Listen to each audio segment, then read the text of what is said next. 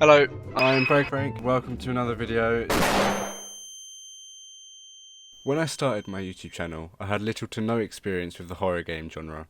Now, I know I'm only 5 games down, but I think I have enough information to make the first entry of my new series, The Nightmare Log. Every now and then I want to document my experience with the horror games I've played, what scared me, what stuck with me, and what completely fell flat. What? This series is my way of keeping track of the thrills, the disappointments, and everything in between. Whether it's a horror masterpiece or just another forgettable jump scare fest, I'll be sharing my thoughts, so you know which games are worth your time and which ones you can skip. My first entry in the Nightmare Log is Fears to Fathom, Home Alone. This short but intense psychological horror experience puts you in the shoes of a teenager spending the night alone until things start to feel off. With its realistic atmosphere and its slow burning tension, it turns a simple night at home into a nerve-wracking nightmare. But does it truly deliver on the fear, or is it just another indie horror gimmick?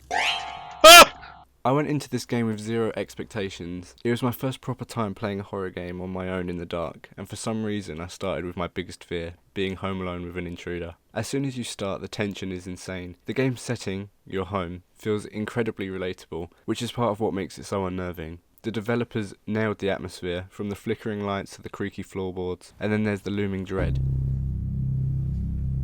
See, the longer the note, the more dread. The sense that something isn't right, but you can't quite put your finger on it. It's the kind of fear that builds slowly and subtly, and before you know it, you're questioning every shadow and every noise.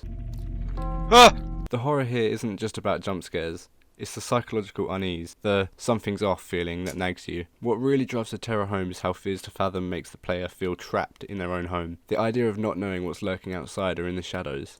That's where the real fear lies. So, is Fears to Fathom worth your time? Well, quite literally yes, as the game only took me around 25 minutes to complete. But in those 25 minutes, it manages to pack a punch with its atmosphere, tension, and psychological horror. It may be short, but the lingering unease it leaves behind stays with you for long after the game is over. If you're looking for a quick scare that makes a lasting impact, this one's definitely worth the experience. In my video, I gave Fears to Fathom Home Alone a 7 out of 10, but after a short analysis, I'm going to bump it up to an 8.5. Next up, we have Order 13, a game where you play as a warehouse operator, packing orders for people. You're accompanied by a cat, who you must keep happy or else it will die. At first, it seems like a simple, almost relaxing task, but after a few orders, packing boxes, things take a disturbing turn. Oh! You start finding dead bodies hidden around the warehouse, blood splattered across the floor, and the once almost peaceful environment turns into a twisted nightmare. And throughout it all, you're still responsible keeping that damn cat alive. So, is Order 13 truly terrifying, or does it fall into the realm of absurdity? Well, let's see. For me, the answer is obvious. All you have to do is watch this 10-second clip. No, the cat.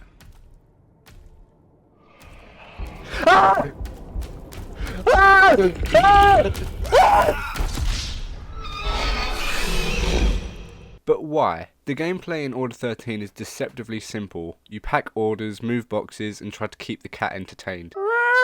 It's a balancing act of fulfilling orders while keeping an eye on your strange surroundings and making sure the cat doesn't get too upset. But as the bodies start appearing and the blood spreads, your focus shifts. The game forces you to keep up the routine, but the fear of what might be around the corner starts to creep in. It's a brilliant way to subvert expectations and build tension. You're still doing simple tasks, but now you're constantly looking over your shoulder wondering what's next. The cat mechanic is also something worth noting, as it may seem cute and harmless at first, but it adds an extra layer of pressure. Keeping the cat happy isn't just a cute side task, it becomes an urgent need, and if you neglect it for too long you risk losing it. And that's when the game goes from unsettling to unnerving. The Order 13 demo does a great job at making you feel uneasy from the moment you step out of your office to when you return. The subtle hints that you're not alone do most of the work in this game. The pacing is deliberate. The tension builds gradually, and by the end you're left like this. So it might not be the most action-packed horror game out there, although it's a demo, but its atmosphere, unsettling discoveries, and eerie sense of dread makes it a memorable experience. Just don't forget to take care of the cat. Order 13's demo gets a 7 out of 10 in the Nightmare Log, and I'm looking forward to bumping it up once the full game releases. Next in the nightmare log is Happy Game. In Happy Game, you're a small child trapped in a series of nightmarish scenarios, each more disturbing than the last. The game is a surreal, dark journey through twisted dreamscapes, where the child is forced to navigate through bizarre and horrifying worlds. At first, it seems playful, almost whimsical, but it doesn't take long at all for the true horrors to reveal themselves. As you guide the child through the increasingly unsettling dream sequences, you'll encounter grotesque creatures, haunting imagery, and puzzles that seem to mock the very concept of a childhood innocence. The art style takes on an eerie, distorted quality as you delve deeper into the child's subconscious. The game lures you into a false sense of security, only to rip that away as it pulls you further into its nightmarish depths. But is Happy Game a truly psychological horror experience, or does it rely too heavily on its shock value? Let's find out. The horror in Happy Game isn't about jump scares, it's more about discomfort. It's the kind of game that gets under your skin slowly, with each new nightmare being more bizarre and unsettling than the last. The nightmarish imagery, the distorted versions of familiar objects, and the grotesque creatures that stalk the child all work together to create a sense of dread.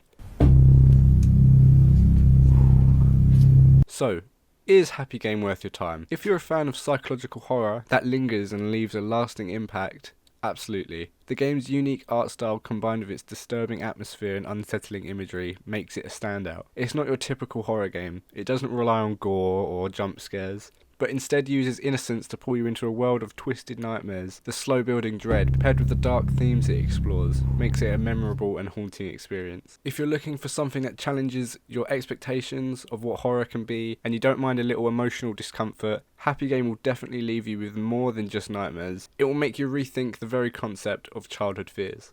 Happy Game is going into the nightmare log with a 9 out of 10. Very cool.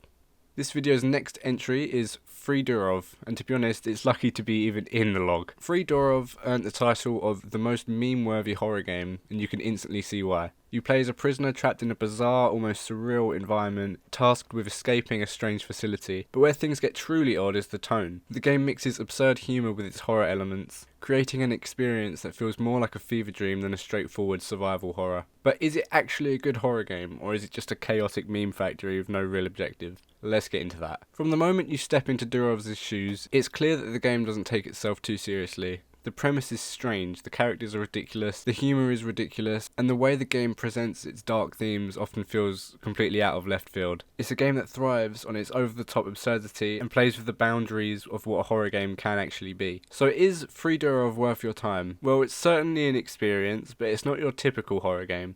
If you're looking for something that leans into bizarre humour, over-the-top absurdity, and memes, then absolutely, Free Durov is worth checking out. It's chaotic, weird, a bit nonsensical, but in a way that makes it stand out from the typical horror genre. Don't go in expecting a deep, spine-chilling narrative, but go in ready for something that's just as likely to make you laugh as it is to make you feel uncomfortable. In the end, Free Durov earns its place in the nightmare log not for its scares, but for its unpredictability and the way it challenges the traditional norms of what a horror game should be. It may not be a masterpiece of terror, but it sure as hell is memorable.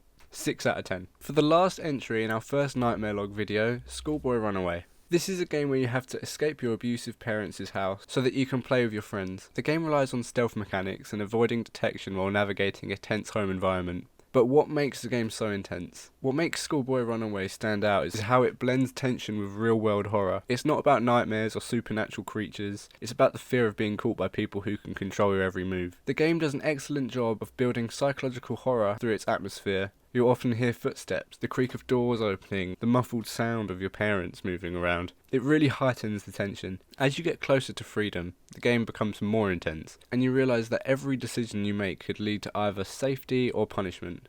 It's a delicate balance, and it keeps you on edge from start to finish. So, is Schoolboy Runaway worth your time? For fans of stealth mechanics and psychological horror, the answer is a definite yes. The game presents a unique premise, escaping from an abusive home, but it also adds layers of tension and strategy. The atmosphere, while not overtly scary, in a traditional sense, will have you on edge, and the stealth mechanics keep you invested in every decision you make. So, Schoolboy Runaway goes into the nightmare log with a solid 7.5 out of 10.